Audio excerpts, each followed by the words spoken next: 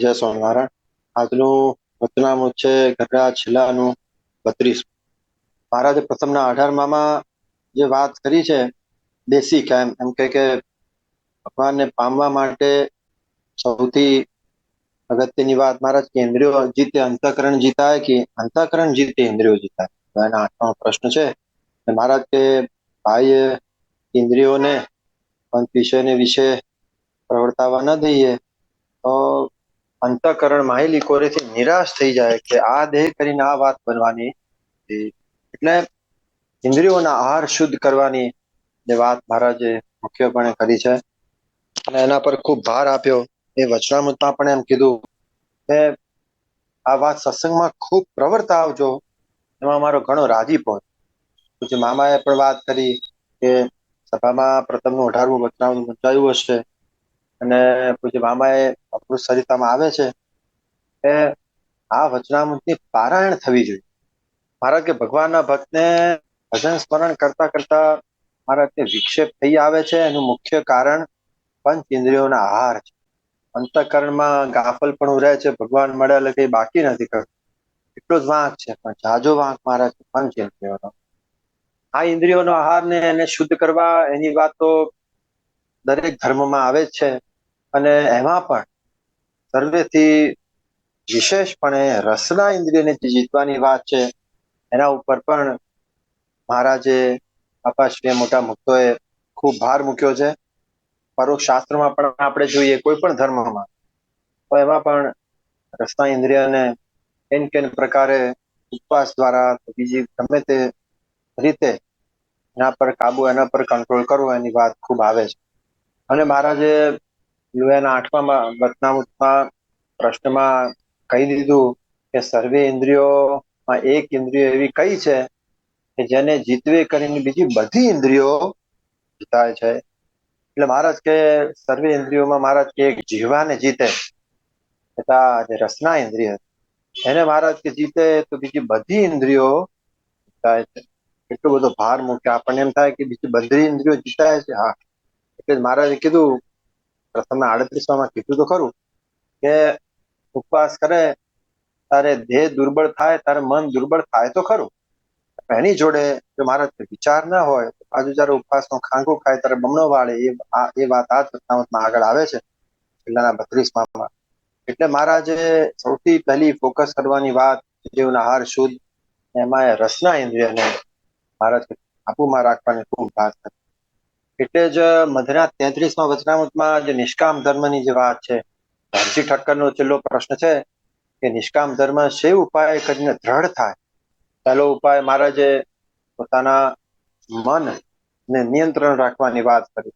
મનને વિશે મહારાજ કે વશ કેમ કરવું, મહાત્મ્ય સહિત મહારાજ કે ભગવાનની કથા શ્રવણાદિક નવધા ભક્તિ એને વિશે અમને અખંડ જોડી દીધું. પછી જે બીજો ઉપાય કીધો કે પ્રાણને નિયમમાં રાખવો. આજના 8મા વચનામૃતમાં મહારાજે જ્ઞાન યજ્ઞ અને યોગ યજ્ઞનો વિધિ બતાવ્યો છે. શરૂઆતમાં એકાદશીની વાત કરી. મહારાજ કે એકાદશીનું વ્રત 15 દિવસ એક વાર આવે છે, અરે સર્વે ખબરદાર થઈને રાખવું. મુખ્ય ગોલ તો એમ કે પ્રકારે ભગવાનના ભક્તને તો અખંડ જ્ઞાન યજ્ઞ થાય છે એમ કહી દીધું. તથા ભગવાનના ભક્તને તો નિત્ય એકાદશી થાય એમ મહારાજનો કહેવાનો ભાવ છે. પણ ધીરે ધીરે કરતા કરતા 15 દિવસ થાય, એમ વધારે થાય, ધીરે ધીરે મહારાજ એમ કે પ્રકારે ભગવાનમાં જોડાય એ ભાવ સાથે વચનામૃતમાં મહારાજે ખૂબ ભાર મૂક્યો છે. એટલે મધના 33માં નિષ્કામ ધર્મની દ્રઢતા કરવાના 3 ઉપાયમાં બીજો ઉપાય કીધો પ્રાણને નિયમમાં કરવો. મહારાજ કે આહાર વિહાર યુક્ત રાખ. આ વાત એટલે કરું છું કે આ છેલ્લાના 32મા વચનામૃતમાં શરૂઆતનો કૃપા વાક્ય છે એના ઉપર મહારાજે ખૂબ આ ઉપર જ વાત કરી છે કે આહાર વિહાર યુક્ત રાખ. એટલે આહાર તો આમ સમજાય, પણ વિહાર યુક્ત વર્તો. વિહાર શું, ગમે ત્યાં ભટકવાની જે વાત છે, ગુણત્તન સ્વામીએ વાતોમાં સરસ વાત કરી કે જેટલું જરૂર પૂરતું જ્યાં જવું પડે ત્યાં જવું, વગર ફોગટ કામનું ટાઈમ પાસ કરવા માટે આટલું તો રાખવું પડે. બાપાશ્રી કહે કે આખા સગા સંબંધીઓથી આખું બ્રહ્માંડ ભરેલું છે. એનો અર્થ શું, કેટલી ઓળખાણો, કેટલાય સગાનો સંબંધીઓ આનું તો આટલું રાખવું પડે, આનું તો આટલું રાખવું પડે, એમ કરતા કરતા પૂજ્ય મામાએ જેમ કીધું ને પહેલા ભાગની 13મી વાતમાં, એ મહારાજે મનુષ્ય દેહને 4 આશ્રમમાં વહેંચેલો: બ્રહ્મચર્યાશ્રમ, ગૃહસ્થાશ્રમ, વાનપ્રસ્થ, સંન્યાસાશ્રમ. એટલે પોતે પોતાનો વિચાર તો કરવો પડે. જે મામા કે આ તો આટલા વર્ષ થયા તો એના એ ધંગ ધાડા, આવો શબ્દ કેમ વાપરવો?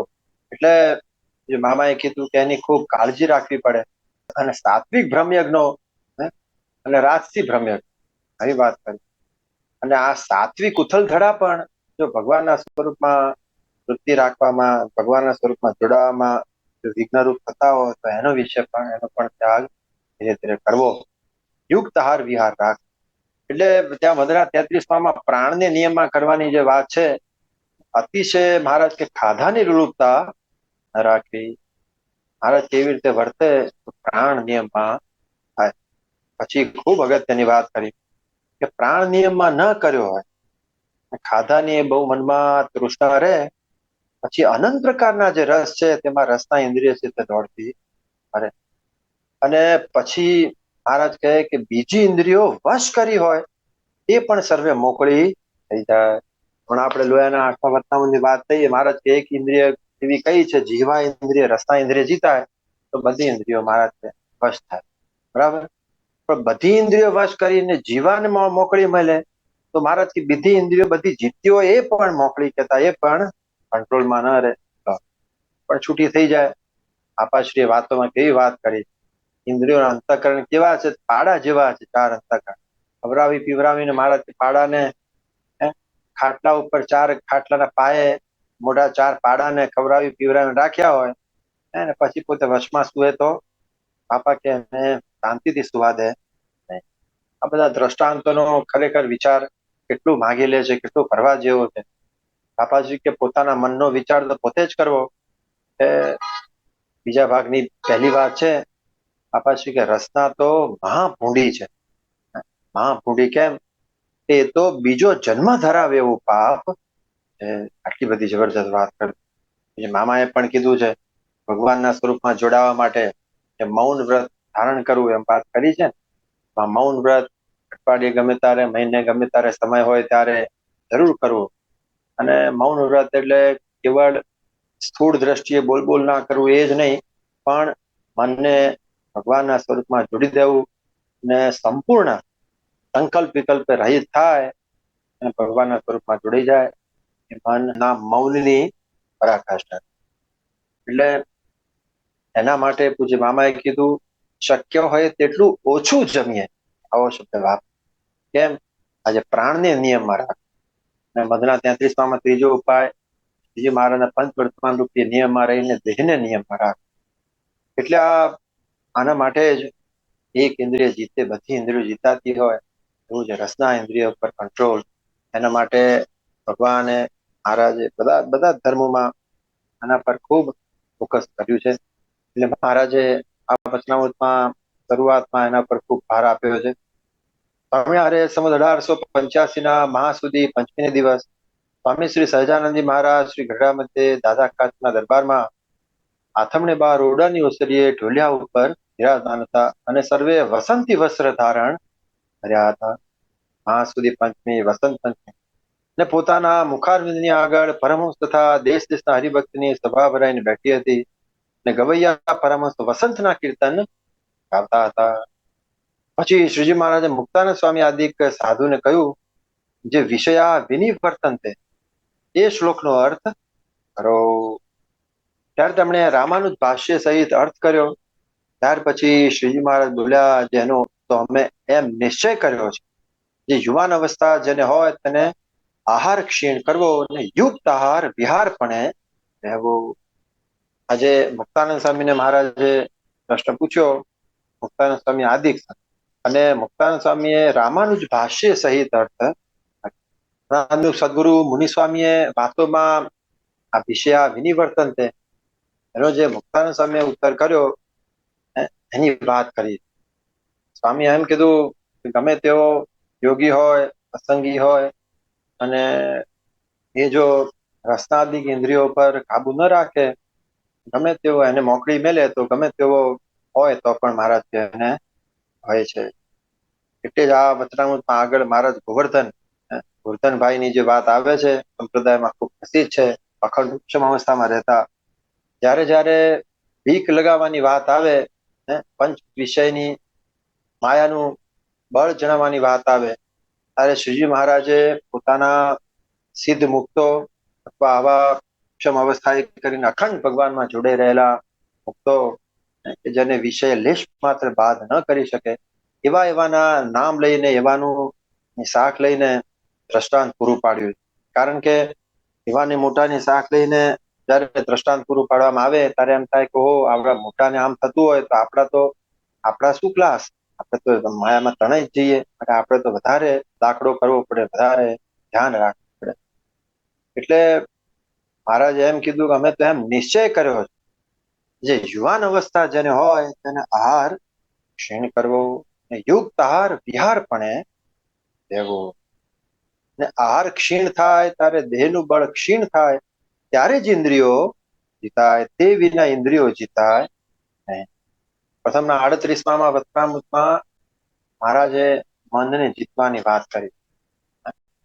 મહારાજ કે જે જાદુ સમજતો ન હોય, તું જાદુ સમજતો ના હોય, મહારાજ કે જેને અખંડ ભગવાનમાં જોડાઈ રહેવું થઈ ન શકતું હોય, તેને તો મહારાજ કે આ અમે કહ્યું એ જ શ્રેષ્ઠ ઉપાય. શું કે ભગવાનની કથા વાર્તા કીર્તનાદિક ને વિશે, ભગવાનના સ્વરૂપને વિશે અન્ય અખંડ જોડી મેળવું. એક સંકલ્પ પૂરો થયો મહારાજ બીજો કરવો, બીજો પૂરો થયો તો ત્રીજો કરવો.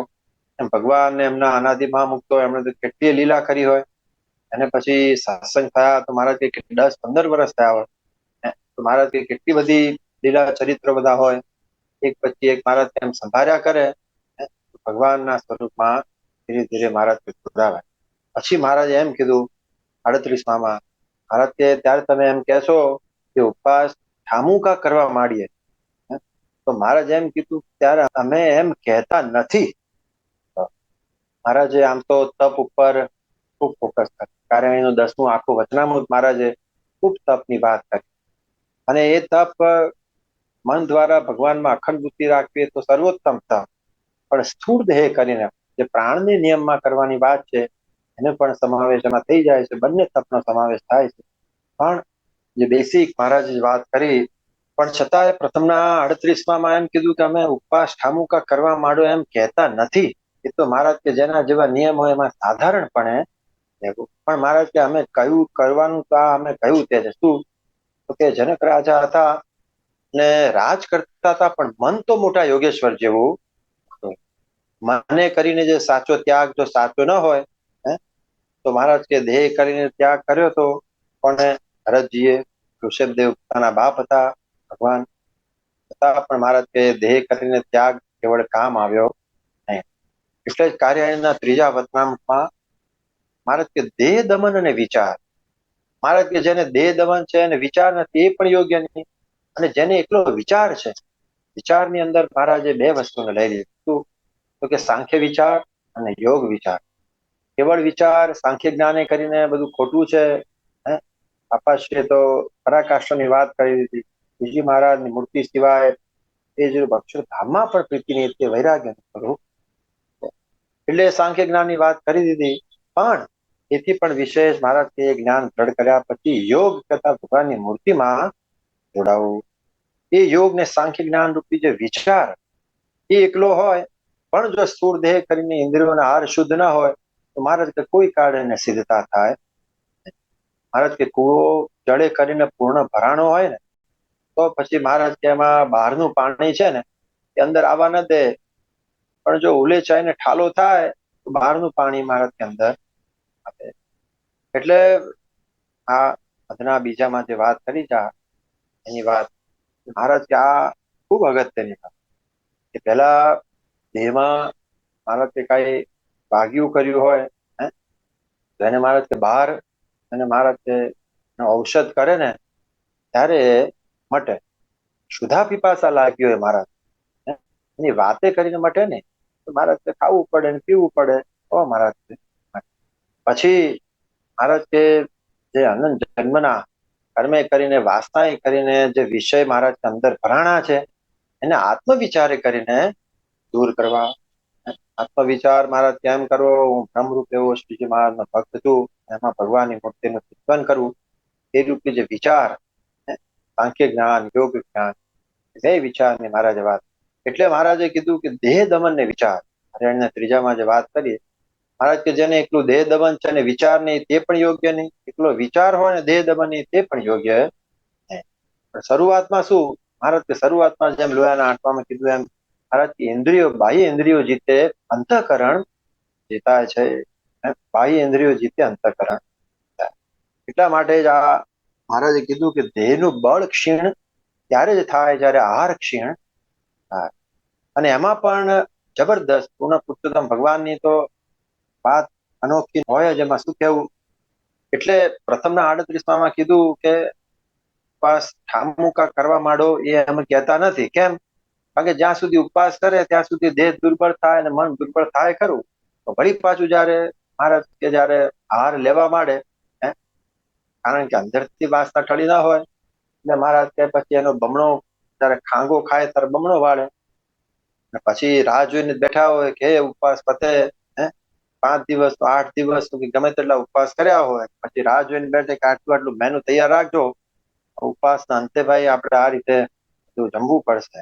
એટલે મહારાજ કે એવી રીતે કરીને મહારાજ કે ઇન્દ્રિયોને વિષય સન્મુખ જે રુચિ છે એ ઓછી થાય, ઓછી ન થાય. કેવી રીતે ઓછી થાય? તો મહારાજ કે આહાર વિહાર યુક્ત કરવો, આ બહુ અગત્યની વાત. ઉપવાસ ઠામુકા કરવા માંડે એમ કરે તો મહારાજ ઉલટાનું એને ઘણા ઉપવાસ કરવા માંડે તો એને તો ઝાઝી તૃષ્ણા થાય, ઓળગો પાછો એનો આહાર વધે. કારણ કે ઝાઝી તૃષ્ણા થાય, ઇન્દ્રિયો પર વિષય પર પ્રીતિ હોય, મહારાજ કે એને એકદમ છોડી દે તો મહારાજ કે તો સ્પ્રિંગને એકદમ દબાવે તો પછી શું થાય? એટલે મહારાજ આ બહુ જબરી વાત કરી, બહુ અગત્યની વાત કે મહારાજ કે અમે એમ નિશ્ચય કર્યો છે યુવાન અવસ્થા જેને હોય તેને આહાર ક્ષીણ કરવો ને યુક્ત આહાર વિહાર પણ એવું.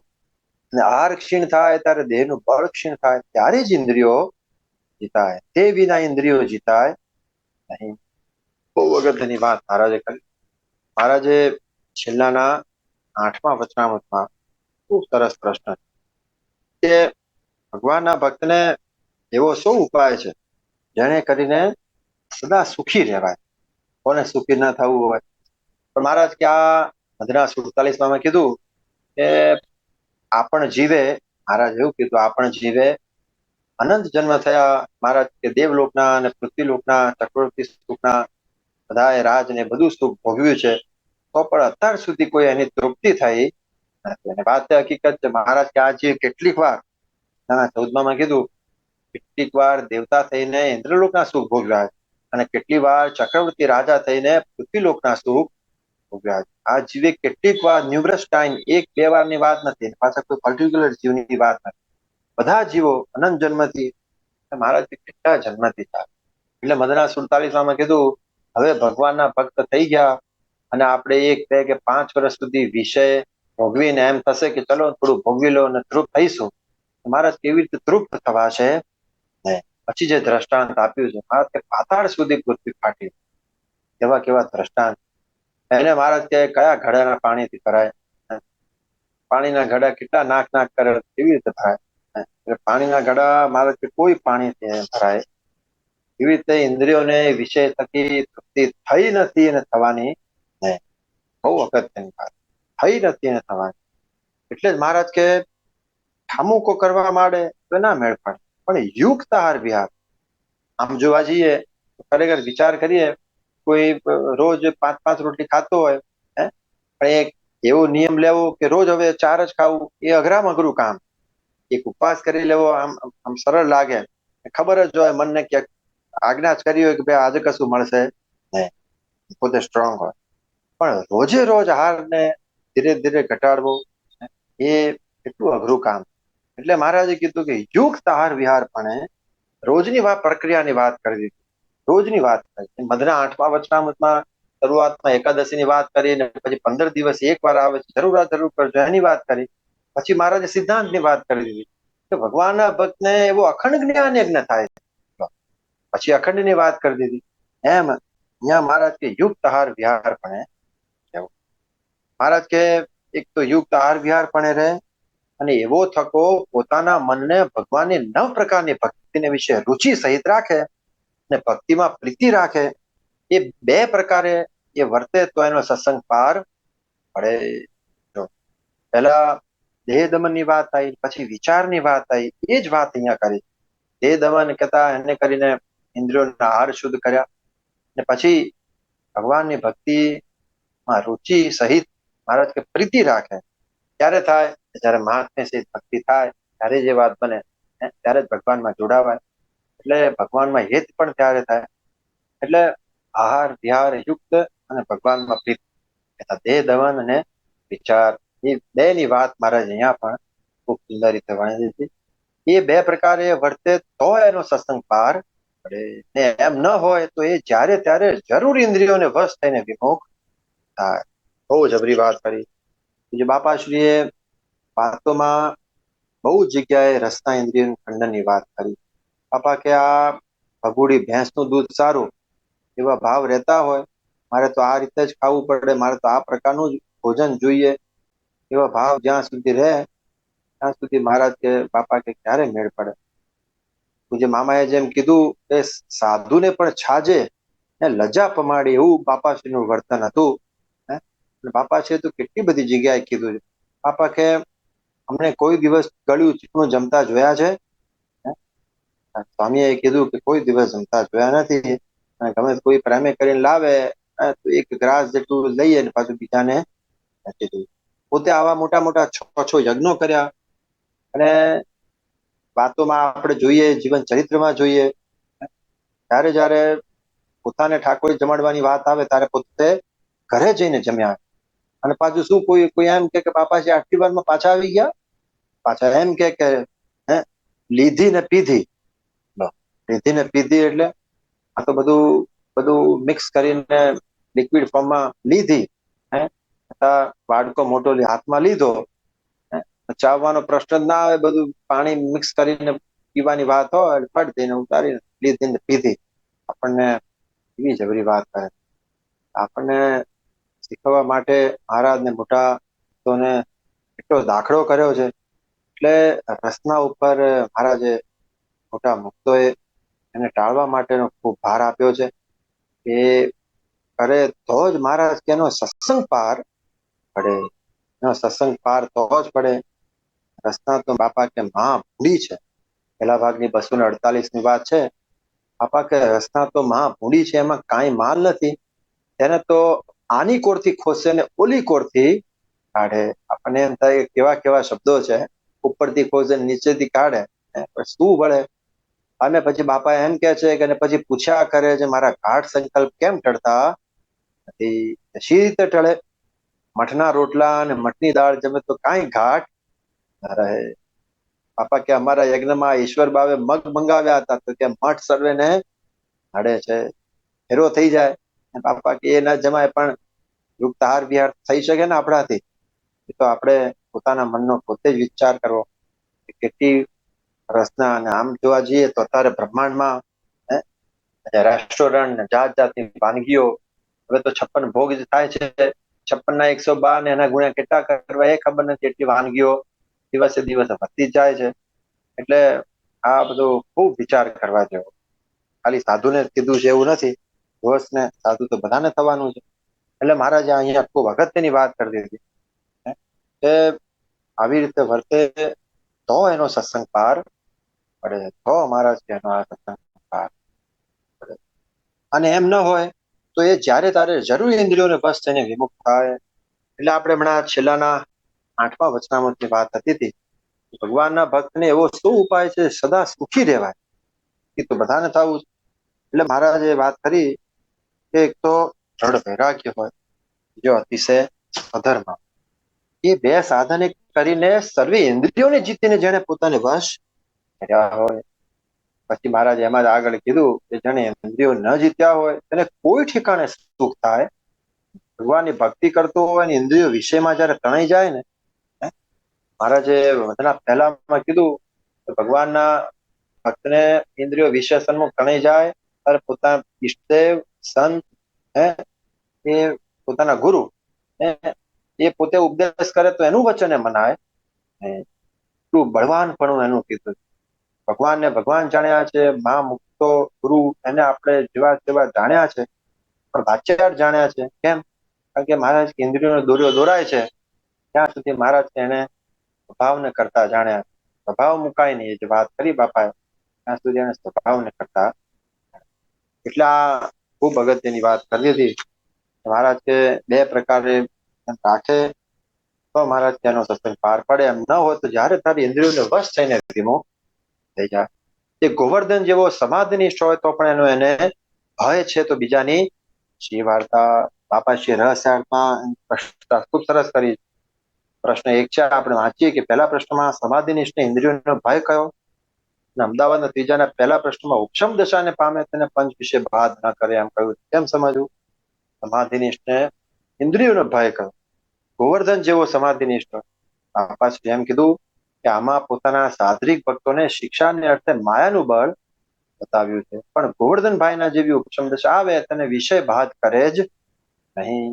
તેને વિષય બાદ કરે, જેને દેહની સ્મૃતિ નથી, દેહના ભાવ કેવી રીતે બાદ કરે. પણ જ્યારે જ્યારે જે વાત ઉપર વધારે ભાર આપવો હોય ત્યારે ત્યારે આવા ઉત્તમ અને પૂર્ણ મુક્તો એને જ મહારાજે દ્રષ્ટાંતમાં લઈને એ વાત ઉપર ભાર. અને આહાર નિયમમાં કરવો તે ઘણા ઉપવાસ ટામુકા કરવા માંડે તેને કરીને ન થાય. હમણાં વાત થઈ, એટલું જબરદસ્ત મહારાજે આ વાત કરી છે કે આહાર નિયમમાં કર્યું. મહારાજ વાત કરી મધના પહેલામાં, મહારાજ કેવી રીતે નિર્વાસનિક થવું. કોઈને એમ થાય કે આ તો એક જ દિવસમાં કરેલું, એમ કઈ થતું નથી. એક દિવસમાં મહારાજ કેમ કઈ નિર્વાસનિક નથી થવા. મહારાજ તેનો આગ્રહ રાખે ને ધીરે ધીરે ધીરે મહારાજ કરે. મહારાજે ખૂબ સુંદર વાત કરી. તારા નરસા વિશેમાં સમાન બુદ્ધિ થાવી અને નિર્મોહી થવું. એમ કઈ મહારાજ કે કોઈને એમ થાય જાણે એક જ દિવસમાં એમ કરી લઉં, એમ ઉતાવળે લહર કે મહારાજ કે કામ થતું નથી.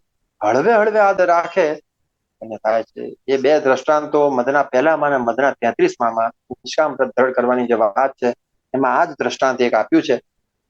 કારણ કે કુવાના કાંઠા પર પથ્થરો નાખ્યો હોય ને પાણી સીતા સીતા નરમ જે દોરડી હોય ને એ પણ મહારાજ તેમાં કાપા પાડે. ને એક વારમાં લોઢાને સાંકળે સીંચે તો ઉતાવળ એવો કાપો ના પડે. એવું જબરદસ્ત દ્રષ્ટાંત.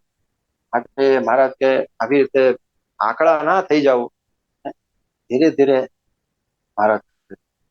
એટલે અહીંયા કીધું કે આહાર નિયમમાં કરવો તે ઘણા ઉપવાસ ટામુકા કરવા માંડે તેની કરી ન થાય. એમ તો જાજી તૃષ્ણા થાય, મૂળકો હાર વધે ને ઉપવાસનો ખાંગો ખાય ત્યારે બમણો બાળે. આ બધી વાત મહારાજે સરસ સ્પષ્ટતા કરી દીધી. માટે એ તો ધીરે ધીરે આહારને ઘટાડવા માંડે તો નિયમમાં આ સૌથી મોટું તપ છે, સ્થૂળ દેહનું તપ. ઉપવાસ કરવા માંડે એને પણ ધીરે ધીરે આહારને નિયમમાં રાખે. જેમ ઝીણી ઝીણી બૂંદ વરસે છે પણ બહુ પાણી થાય છે, તેમ ધીરે ધીરે આહારને નિયમમાં કરવો. અને એમ કરે ત્યારે ઇન્દ્રિયો નિયમમાં આવે. ભક્તિમાં પ્રીતિ હોય તો એ પાર પડે નિશ્ચિત વાર્તા. નિશ્ચિત વાત કહી દીધી મહારાજ. આ વાર્તા આમ જ છે, એમાં કઈ ફેરફાર નથી. મહારાજે નારદ સંકાદિક નામે પોતાના મુક્તોને કીધા. મહારાજ કે આવી રીતે ઇન્દ્રિયોના આહાર શુદ્ધ નહીં કરે. નારદ સંકાદિક જેવો હશે તો પણ મહારાજ તેના મનનું ઠેકાણું. ત્યારે તારે જે વાત પર ભાર આપવો હોય ત્યારે ઉત્તમ ઉત્તમ દ્રષ્ટાંતો આપીને મહારાજ વાત કરી. 18માં જ આ વાત કરી. એટલે મહારાજ કે આવી રીતે ઇન્દ્રિયો રસના ઇન્દ્રિયને મહારાજ ખૂબ કાબુમાં રાખે. ત્યારે મહારાજ અંતઃકરણ શુદ્ધ થાય, અને અંતઃકરણ શુદ્ધ થશે ત્યારે ભગવાનમાં વૃત્તિ થશે. અને વળી શ્રીજી મહારાજે એમ વાર્તા કરી છે, ભગવાનનો જે સાચો ભક્ત તેને ભગવાનનું મહાત્મ્ય સમજવાની કેવી રીત છે. આ પ્રશ્ન ખૂબ વિચાર કરવા જેવો. તો મહારાજ કે ભગવાનનો જે સાચો ભક્ત એના ઉત્તરમાં મહારાજે પુરુષ પ્રયત્ન અને કૃપા એની વાત ઘણી વાર સત્સંગમાં ચાલતી આવતી હોય છે. પણ મહારાજે વચનામૃતમાં બે ને બેલેન્સ રાખીને જરા પણ કોઈને મહારાજે ન્યૂન નથી કરી. મહારાજ કે જેને આગ્રહ હોય એના પર જ ભગવાનની કૃપા થાય. આગ્રહની જે વાત છે આપણે આગળ ઘણા વચનામૃતમાં એની વાત થઈ ગઈ હતી. પ્રથમના 78માં, 7મા વચનામૃત, 17મા વચનામૃતમાં, આ બધા વચનામૃતોમાં જે સાવધાન થઈને કટકો રાખીને જે વર્તવાની વાત છે, ચલો ચપ્પો નહીં રાખવાની જે વાત છે, મત રહિત વાત નહીં કરવાની જે વાત, આ બધી વાતો જે થઈ છે એ વાતની અહીંયા પણ મહારાજે ખૂબ દ્રઢતા કરાવી. ભગવાનનો જે સાચો ભક્ત હોય તેને ભગવાનનું મહાત્મ્ય સમજવાની કેવી રીત છે. તો જે ભગવાન છે તે તેજોમય એવું જ પોતાનું અક્ષરધામ તેને વિશે સદા સાકાર મૂર્તિ ટકા વિરાજમાન છે. આ શબ્દ ખૂબ અગત્યનો 13મા વચનામૃતમાં મહારાજે ખૂબ સ્પષ્ટતા કરી દીધી કે જે નિરાકાર જે તેજ છે તેને આત્મા કહીએ, બ્રહ્મ કહીએ, અક્ષરધામ કહીએ. એ નિરાકાર અક્ષરધામમાં શ્રીજી મહારાજ સદા સાકાર મૂર્તિ વિરાજમાન. હવે આમ મૂળ અક્ષરને પણ ધામ નામે કીધું છે અને મૂળ અક્ષરમાં શ્રીજી મહારાજ મૂર્તિમાન રહ્યા છે એવું કોઈ જગ્યાએ મહારાજે વચનામૃતમાં કીધું.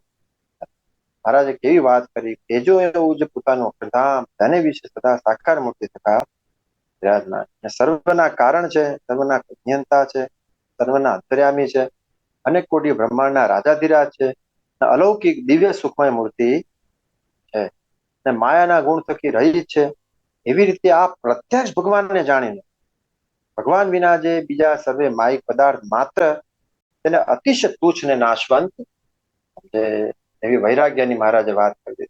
અને આહાર નિયમમાં રાખવાની જે વાત છે એ વૈરાગ્ય રિલેટેડ જ છે. ભગવાનનો સાચો ભક્ત હોય તેને ભગવાનનું મહાત્મ્ય સમજવાની કેવી રીત છે, તો કે ભગવાનનું આવું અલૌકિક મહાત્મ્ય સમજીને એ સિવાય બીજું બધું તુચ્છ થઈ જાય. એમ મહારાજે 10મા વચનામૃતમાં કીધું ને કે આત્મનિષ્ઠા, વૈરાગ્ય અને ભગવાનની ભક્તિ, પ્રીતિ, વૈરાગ્ય અને ભગવાનની ભક્તિ, જ્ઞાન, વૈરાગ્ય અને ભક્તિ. જ્ઞાન, આત્માનું જ્ઞાન, પરમાત્માનું જ્ઞાન, વૈરાગ્ય અને ભગવાનની વિશે ભક્તિ. ત્રણને વિશે ભગવાનને વિશે હેત થયાનું અધિક દૈવત કોને વિશે છે. પછી જે વૈરાગ્યની મહારાજે ત્યાં ડેફિનેશન જે આપી છે, મહારાજ કે વૈરાગ્યનું લક્ષણ એવું છે, મહારાજ કે જેમ આંબાનો રૂપિયો હોય ને એને મહારાજ કે બાજુમાં રાખીને કોઈ સોનામોર આપે, તાંબાના પૈસામાંથી સહેજે ટળી જાય. 16મા વચનામૃતમાં છેલ્લો પ્રશ્ન છે, મંદ શ્રદ્ધા હોય તેને શ્રદ્ધા વૃદ્ધિને કેમ પામે. મહારાજ કે મહાત્મ્ય સમજે તો, મહારાજ કે જેમ પાણી પીવાનું સાધન મૃતિકાનું હોય અને એનું એ સાધન મહારાજ કીધું સુવર્ણનું હોય તો આપણને કહેવામાં આવે કે આ 24 કેરેટ સુવર્ણનો 100% પરફેક્ટ છે. તો મૃતિકાનું હોય એને આપણે ડસ્ટબિનમાં નાખી દઈએ, પણ જો 24 કેરેટ સોનાનું હોય તો મહારાજ કે સહેજે એમ થાય કે ચિંતા ના કરો, હું પોતે એને માજીશ, ધ્યાન રાખીશ એનો. એટલે આપણને એમ થાય કે મહારાજે કેટલા દ્રષ્ટાંતો આપીને પણ કેવું કેન પ્રકારે ભગવાનનું મહાત્મ્ય સમજાય વાત કરી. એટલે ભગવાનનું આવું મહાત્મ્ય સમજે એવી રીતે પ્રત્યક્ષ ભગવાનને જાણીને એ શબ્દ અગત્ય. તું પ્રથમના 9મા વચનામૃતમાં કીધું કે પ્રત્યક્ષ ભગવાનનો નિશ્ચય હોય અને ભક્તિ કરતો હોય તો પણ અંતઃકરણમાં ન્યૂનતા વર્તે. આનું આ જે ભગવાનનું સ્વરૂપ છે અને ગોલોકાદિક ધામને વિશે તથા અક્ષરધામની વિશે દિવ્ય તેજોમય સ્વરૂપનું દર્શન નથી થયું ત્યાં સુધી મારું પરિપૂર્ણ કલ્યાણ થયું. એટલું બાકી જે રહે છે, ભલે જ્ઞાને કરીને ખબર હોય કે જયારે ભગવાનની મૂર્તિનો સાક્ષાત્કાર થાય ત્યારે તેજના સમૂહમાં ભગવાનની મૂર્તિના દર્શન થાય, પણ અંતઃકરણમાં જે ન્યૂનતા રહે કે જ્યાં સુધી એમ નથી થયું ત્યાં સુધી કઈ ફેર છે. એટલે મહારાજ કે એ ભક્તિને વિશે એટલો ભેષ કર્યો કહેવાય. એ બધી કઈ પરાકાષ્ઠાએ જે દિવ્ય ભાવ સમજવાની વાત છે. એટલે મહારાજે કીધું કે આ જે ભગવાનના મહિમાની વાત કરી ત્યાં પ્રત્યક્ષ પ્રમાણ ભગવાનને જાણી. આવી રીતે જાણીને ભગવાન વિના જે બીજા સર્વે માયિક પદાર્થ માત્ર તેને અતિશય તુચ્છ અને નાશવંત. જે આપણે પોતે પોતાનો વિચાર કરીએ, ભગવાનની મૂર્તિના દર્શન કરીએ ત્યારે એમ થાય છે, હા જેમ સોમચંદ બાપાએ કીધું ને, આપણે તો જીતનો ડંકો વાગી ગયો છે, કપિલા છઠ આવી છે, મહત પર્વ આવ્યું છે. એટલે સોમચંદ બાપાએ પત્રો દ્વારા ઉપદેશમાં વાત કરી છે. આપણે એમ થાય છે કે જીતનો ડગો આ ભગવાનની મૂર્તિના દર્શન કરીને ભાગી ગયો. એમને મુક્તના ચિત્રપતિમાં હોય સદા પ્રત્યક્ષ છે, દર્શન કરીને ભાગી ગયો. આ બધો ખૂબ વિચાર કરવાની વાત મહારાજ કરે. આવી રીતે જયારે સમજાય ત્યારે સર્વે માયિક પદાર્થ માત્ર તેને અતિશય તુચ્છ ને નાશવંત. એટલે જ છેલ્લાના બીજા વચનામૃતમાં કીધું મહારાજ કે ભગવાન સિવાય બીજે વાસના ટળતી નથી, સત્સંગ પ્રધાન થતો નથી. એનું શું કારણ છે?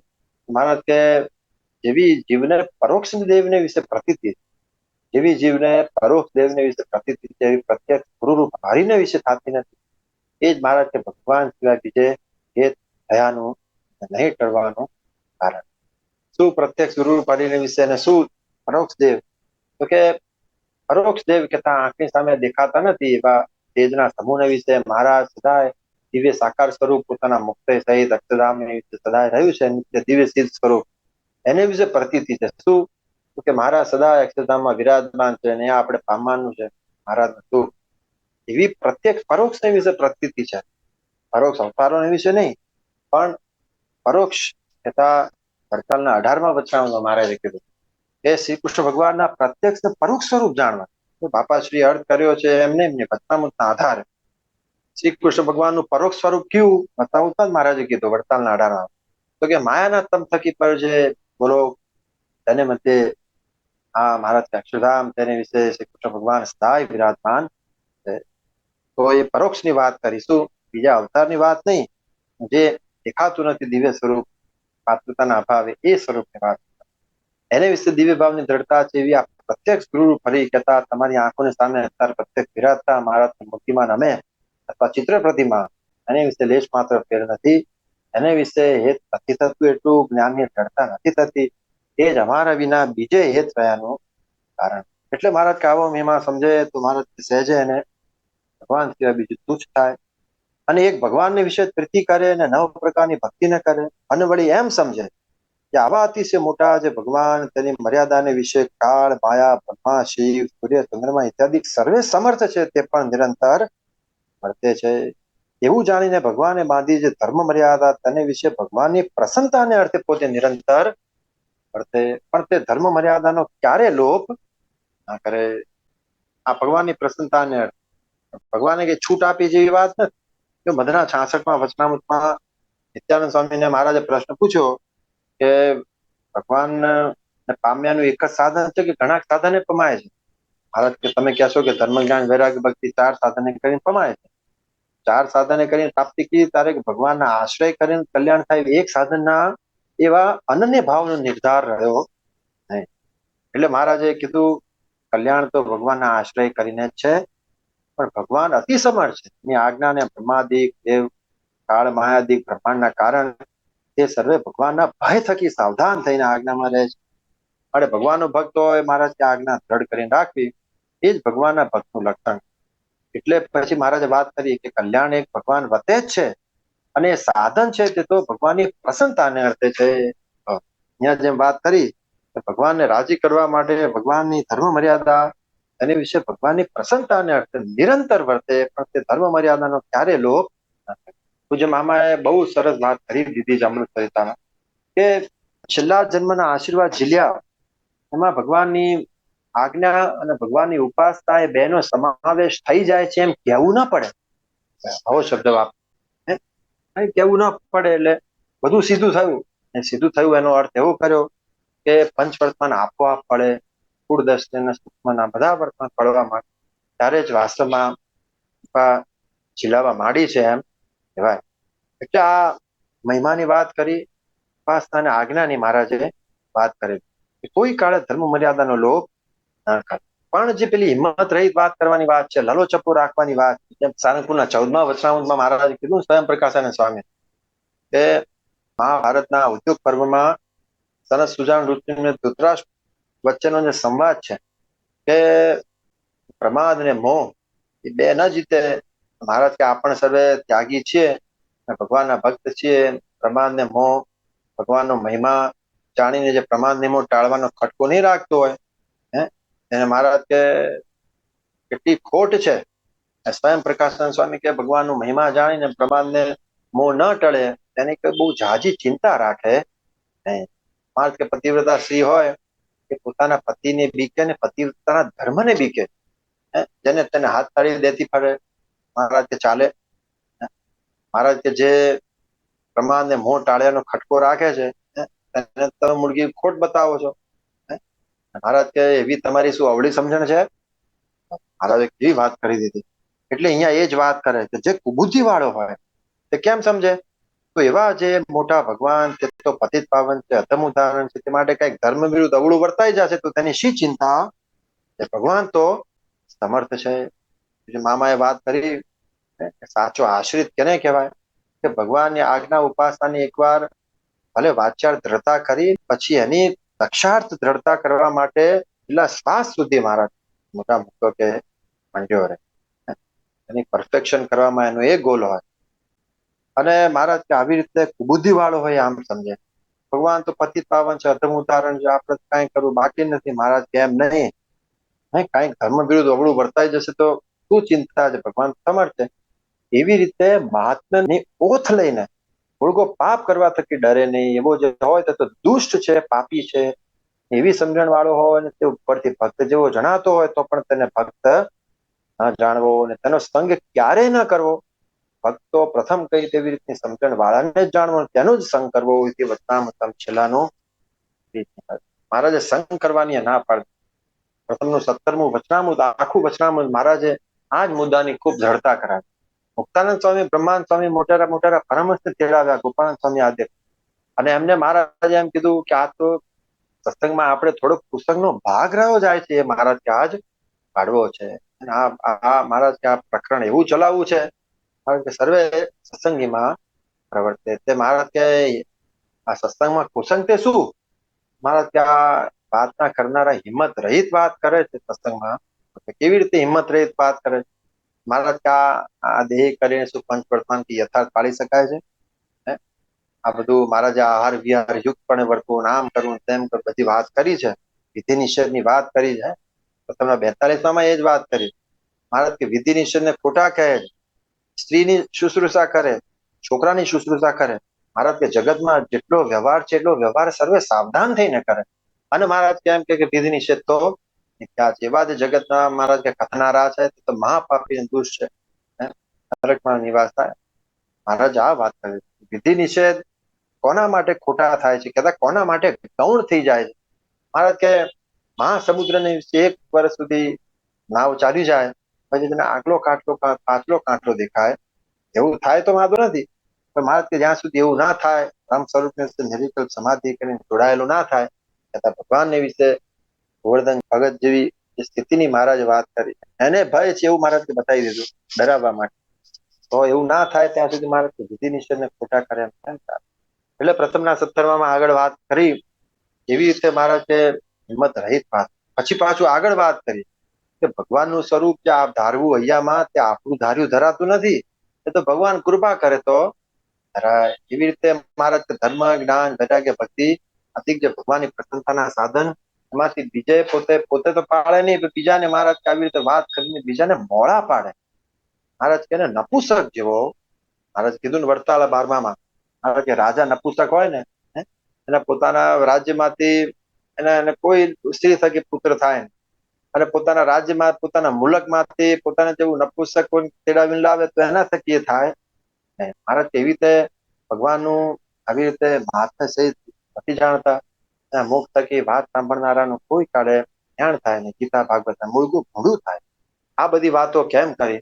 મહારાજ કે સાવધાન કરજો, નહીતર તમારો પગ ટકશે ને તમે અમારા કહેવાના છો, અમારે કાંઈ કસર થવા. એટલે મહારાજે ખૂબ સાવધાની રાખવાની વાત. એટલે જ પ્રથમના 17માં મહારાજ કેવી રીતે હિંમત રહિત વાત થઈ જાય. આવા હવેથી મહારાજ કે આપણા સત્સંગમાં એવી કોઈ હિંમત રહિત વાત કરશો નહીં, તો હિંમત સહિત જ વાત. હિંમત રહિત વાત થઈ જાય તો મહારાજ ઉપવાસ કરવો. અને અહીંયા કેવી બધી વાત કરી દીધી.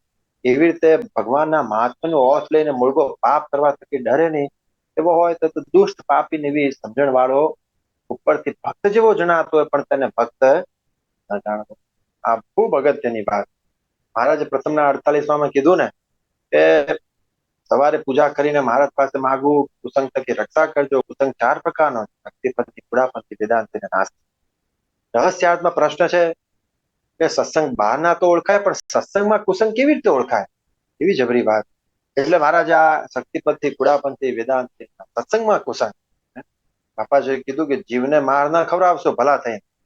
જીવનો માર્ગ મહારાજ આગા પાછા કોનો સંગ કરવો એની પણ વાત ખૂબ અગત્યની. એટલે આ વાત મહારાજે અહીંયા છેલ્લાના 32માં બીજા પ્રશ્નોત્તરમાં કરી. મહારાજ કે ખૂબ સાવધાની, અમારા મહાત્માની ઓથ લઈને અમારી બાંધેલી મર્યાદાનો ભંગ કરે તે પાપી છે. રહસ્યાર્થ ટીકા ટીકા આમાં કૃપા વાક્ય બે છે. તેમાં પહેલામાં શ્રીજી મહારાજે કહ્યું છે જે હાર વિહાર યુક્ત કરે તો ઇન્દ્રિયો જીતાય, એવો તકો નવ પ્રકારની ભક્તિમાં પ્રીતિએ સહિત ખુશી રાખે તો સત્સંગમાં પાર પડે. બીજામાં સર્વેથી પર અમારા તેજરૂપ અક્ષરધામમાં અમે સદા સાકાર મૂર્તિ વિરાજમાન છીએ. સર્વના કારણ ને સર્વના નિયંતા અને સર્વના અંતર્યામીની દિવ્ય સુખમય મૂર્તિ છે. આવો અમારો મહિમા સમજીને અમારા વિશે પ્રીતિ કરે ને નવધા ભક્તિ કરે અને અમારી આજ્ઞામાં વર્તે તે અમારો સાચો ભક્ત છે. અને અમારા મહિમાનો ઓથ લઈને અમારી બાંધેલી મર્યાદાનો ભંગ કરે તે પાપીને દુષ્ટ છે. ત્રણ બાબતો છે. એક પ્રશ્ન છે તો આપણે વાંચી લીધો. મહારાજને મોટા મુક્તોને એ જ પ્રાર્થના કરીએ આપણે. મહારાજે બધું સીધું વર્તે એવી વાત કરી. એમાં આપણને સદા એનું અનુસંધાન રહે. આપણે સર્વે એવી રીતે વર્તીએ છીએ એવું વર્તન સદાય સુધી માટે રહે. મહારાજનું જ્ઞાન કેવળ વાચાર્થ ન બને, લક્ષાર્થ થાય. અને મહારાજે મામાએ જેમ કીધું ને કે ફરી જન્મ ન થવો જોઈએ. આવા મહારાજ બાપા અને અનાદિ મા મુક્તો મળ્યા એવું અખંડ અનુસંધાન મહારાજે રખાવડાયું. આવી તેવી સાવધાની આપણે પણ રાખીને એ માર્ગે ખૂબ ચાલી શકીએ. મહારાજને બાપાશ્રીને અનંત સદગુરુઓને ભક્તોને એ જ પ્રાર્થના આપ બધા અમારી ભેળા રહીને અનુસંધાન રખાવડાવજો. પૂજ્ય મામાએ પ્રાર્થના પણ કેવી કરતા શીખવાડી. તમે પણ સાવધાન રહેશું, આપ ભેગા પડજો એટલે બધી વાતની સિદ્ધતા થાય. ત્યાં પેલાનું 32મો વચનામૃત આપણે પૂરું કરીએ છીએ. તો રાજીપો ઈચ્છે ને મારું વક્તવ્ય પૂરું કરું. સજાન સ્વામી મહારાજ જય, બાપા શ્રી જય, સદગુરુ ઋષિની જય, સ્વામિનારાયણ ભગવાનની